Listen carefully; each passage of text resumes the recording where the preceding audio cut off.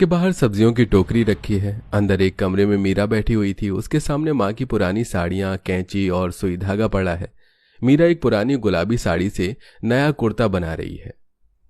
वाह, अगर इस साड़ी का पल्लू काटकर इसमें लेस लगा दूंगी तो कितना सुंदर टॉप बनेगा।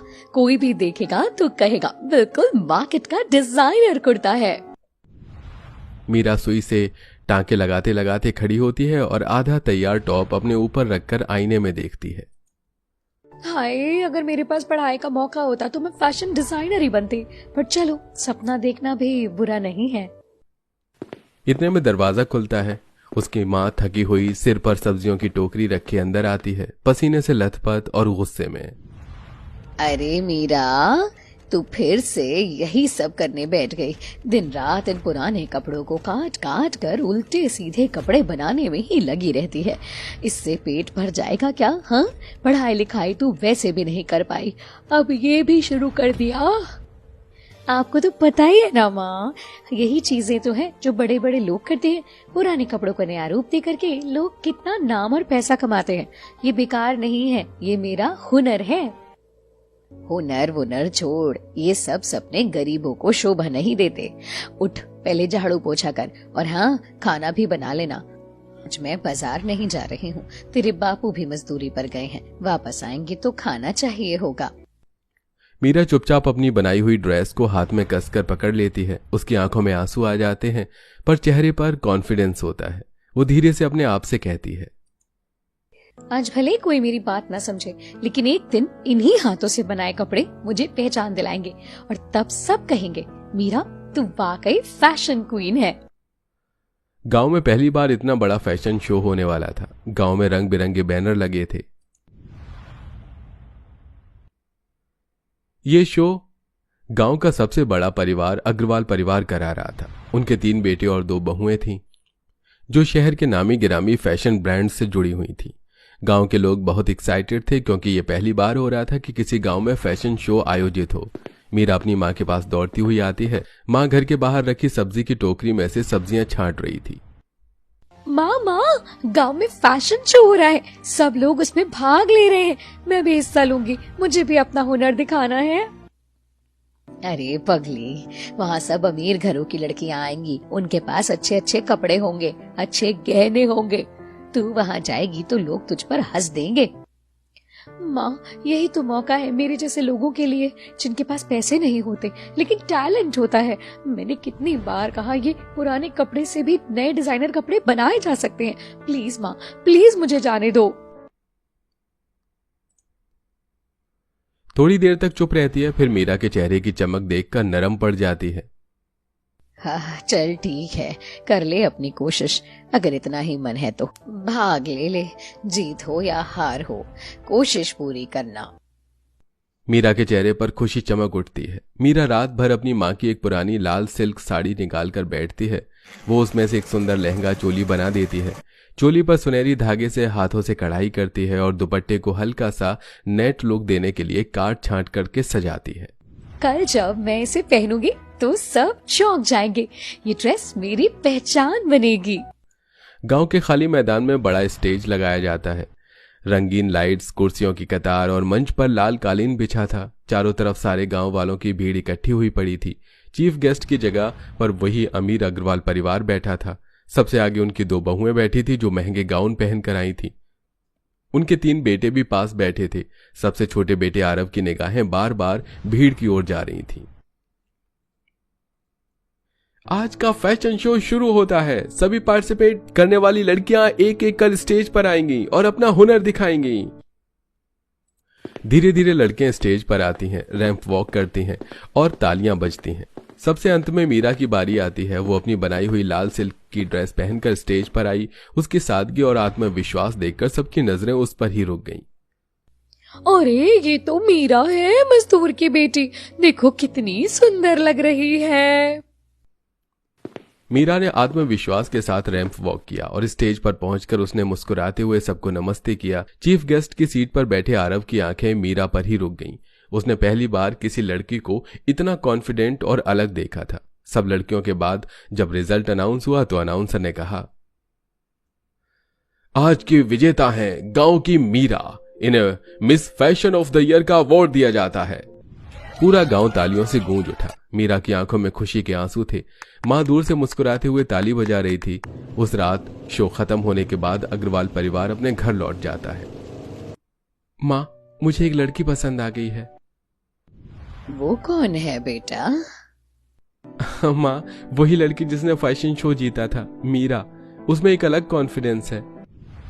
बेटा वो तो गरीब घर की है, हमारा और उनका स्टैंडर्ड बहुत अलग है। माँ, स्टैंडर्ड से क्या होता है?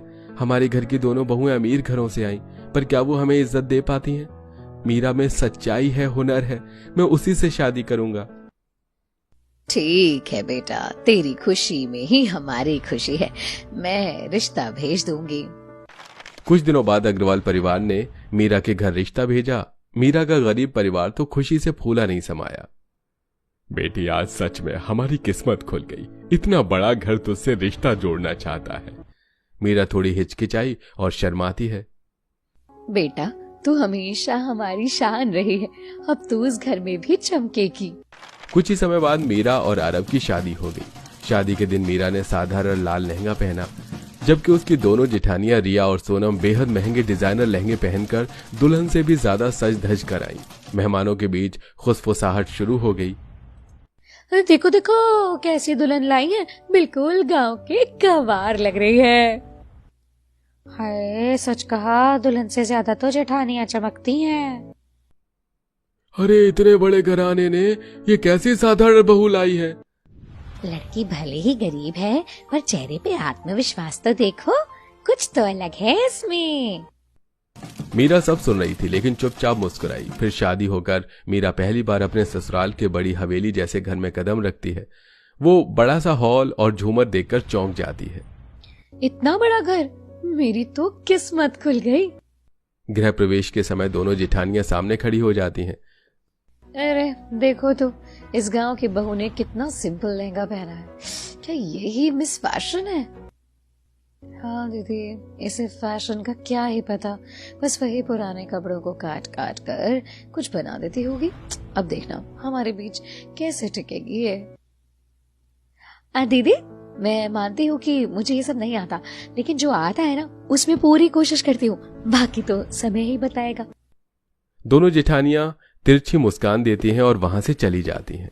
करीब होकर के भी मैंने गांव में सबको दिखा दिया था, अब इस बड़े से घर को भी साबित करके दिखाऊंगी कि असली फैशन दिल और हुनर से आता है, पैसों से नहीं। अगली सुबह अग्रवाल हवेली पूरी तरह सजी हुई है। हॉल में रंग बिरंगे फूलों की सजावट, महंगी कुर्सियां और बीच में एक बड़ी सी चौकी रखी गई है। चारों तरफ औरतें गहनों से लदी सजी धजी बातें कर रही हैं। कुछ आदमी भी बैठे हैं। सब एक्साइटेड थे, नई बहू की झलक देखने का इंतजार कर रहे थे। नई बहू की मुंह दिखाई है, देखते हैं कैसी होगी। सबसे पहले बड़ी जेठानियां रिया सीढ़ियों से नीचे आती है। उसने गहरे पर्पल रंग का सब्यासाची डिजाइनर लहंगा पहना है, जिस पर भारी जरी और गोल्डन कढ़ाई है। गले में हीरे का सेट, कानों में लंबे झुमके और हाथों में डायमंड की चूड़ियां चमक रही हैं। सबकी नजरें थम जाती हैं। अरे वाह, ये तो किसी रानी जैसी लग रही है। देखो तो लहंगे पर कितना खूबसूरत काम है। रिया मुस्कुराती है और सबके बीच बैठ जाती है। इसके बाद दूसरी जेठानी नेहा एंट्री लेती है। उसने मनीष मल्होत्रा की वाइन कलर का गाउन साड़ी पहना है, जिसमें नेट और सीक्वेंस वर्क चमक रहा है। उसके बाल खुले हैं, हाथ में डायमंड क्लच है और गले में चोकर नेकलेस। हाय राम, ये तो बिल्कुल फिल्मी हीरोइन है। बहुएं तो घर की शान बढ़ा देती हैं भाई। सबकी नजरें दोनों जेठानियों पर टिक जाती हैं। लोग आपस में फुसफुसाने लगते हैं। भाई साहब, क्या बहुएं लाई हैं, अमीर घर की तो बात ही अलग है। अब बारी आती है मीरा की। वो धीरे धीरे कमरे में आती है। उसने हल्के पीले रंग का सिंपल सा सूट पहना है। दुपट्टे पर हल्की फूलों की प्रिंट है। गहनों में बस छोटे से सोने के झुमके और हाथ में लाल चूड़ियां हैं। आंखों में मासूमियत और हल्की मुस्कान के साथ नीचे आती है। जैसे लोग उसे देखते हैं, माहौल बदल जाता है। कई लोग चौंक जाते हैं और कई की हंसी छूट जाती है। अरे ये कैसी बहू लाई हो, दोनों जेठानियों के आगे तो बिल्कुल गंवार लग रही है। हाँ देखो देखो, इनके कपड़े ना ब्रांडेड है, ना डिजाइन जैसे गांव के। सीधा उठ के चली आई हो। अरे हमारी देवरानी को क्या पता ब्रांड्स का। हाँ, हम तो सब्यसाची और गुची पहनते हैं, ब्रांड्स के साथ ही हमारा काम चलता है, उसके बिना।